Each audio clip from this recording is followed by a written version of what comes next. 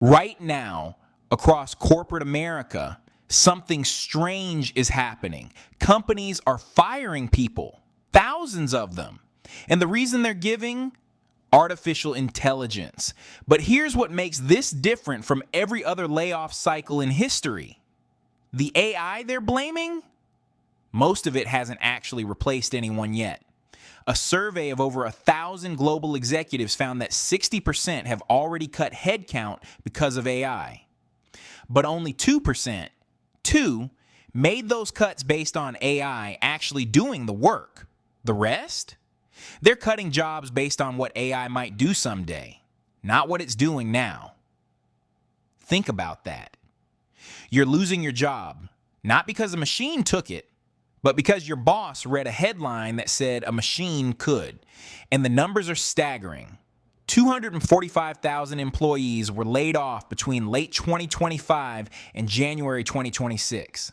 Companies directly pointed to AI in announcing 55,000 of those cuts, 12 times more than just 2 years ago. Klarna, the Swedish fintech company, slashed 40% of its workforce, then quietly rehired 20 customer service workers a few months later because, and I quote, the quality dropped. The quality dropped because the AI wasn't actually ready. Duolingo announced it was replacing human translators with AI. Salesforce, Amazon, JP Morgan, CEOs across the board are predicting massive white-collar displacement, and Wall Street is rewarding them for it. Every time a company announces AI layoffs, the stock ticks up. Not because the company got more efficient, because investors like the idea of fewer people on payroll. But here's what nobody's saying out loud. AI doesn't replace jobs, it replaces tasks. And there's a massive difference. A programmer using an AI copilot might write code 15% faster. But that doesn't mean you need 15% fewer programmers, because coding was never the whole job. There's architecture, debugging, communication, judgment calls that no language model can make. The productivity gain is real. The job replacement, that's a story companies are telling to justify decisions they already wanted to make. And this is where it gets uncomfortable, because this isn't really about AI at all. It's about leverage. Every technological revolution in history has followed the same pattern. The technology arrives. The people in power use it, not to share the gains, but to consolidate them. The printing press didn't make knowledge free. It made publishers rich. The assembly line didn't liberate workers. It made factory owners wealthy while the workers stood in the same spot for 12 hours. The internet was supposed to democratize everything.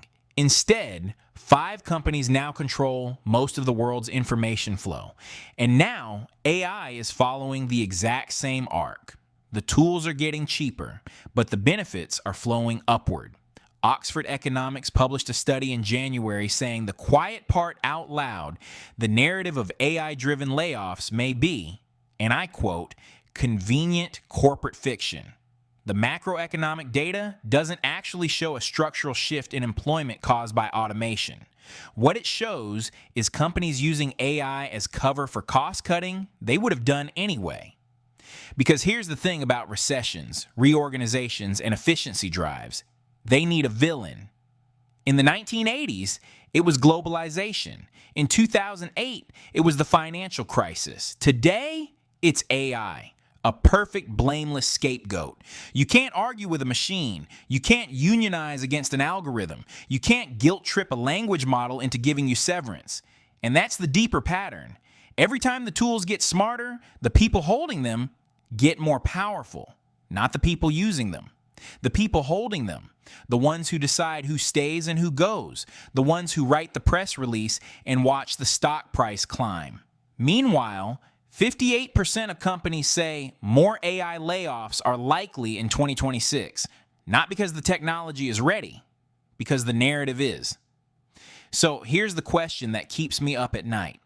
We're building the most powerful tools humanity has ever created. Tools that can write, analyze, create, diagnose, and predict. And what are we using them for first? Not curing diseases, not solving hunger, not making life better for the people who need it most. We're using them to write termination letters. The technology isn't the problem. It never was. The problem is who gets to decide what it's for. And right now, that decision is being made in boardrooms, not living rooms.